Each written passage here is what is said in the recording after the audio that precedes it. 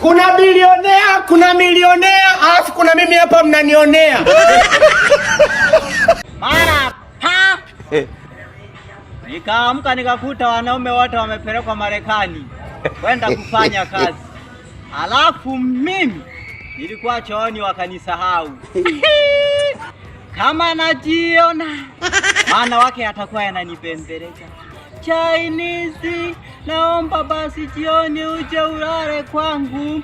Umepika nini? Nimepika ugali na nyama. Nataka pizza.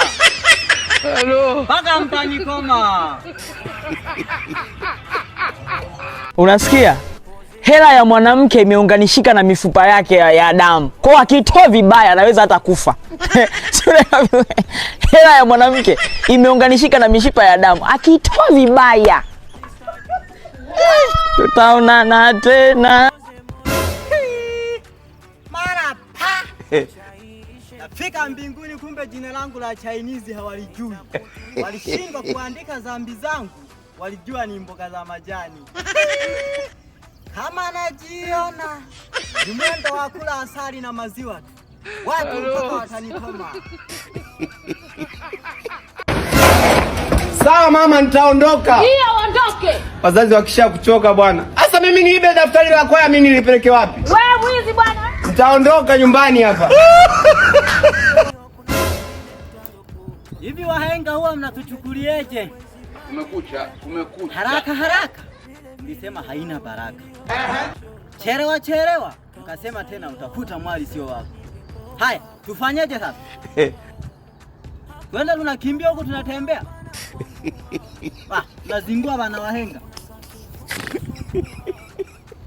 Ila wadada mnapitia mengi sana. Imagine unakuwa mwaminifu kwa mume wa mtu. Unakuwa loyo.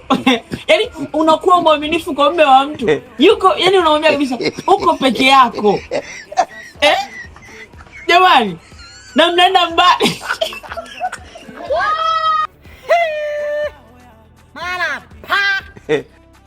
Serikali ikaja kugundua. Kumbe kutokujua Kiingereza ni ulemavu wa akili.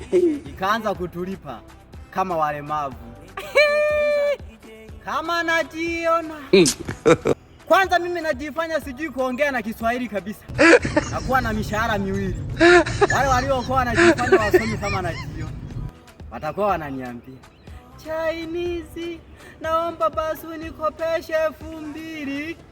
Ula Kiingereza chako. Paka mtanikoma. Hello.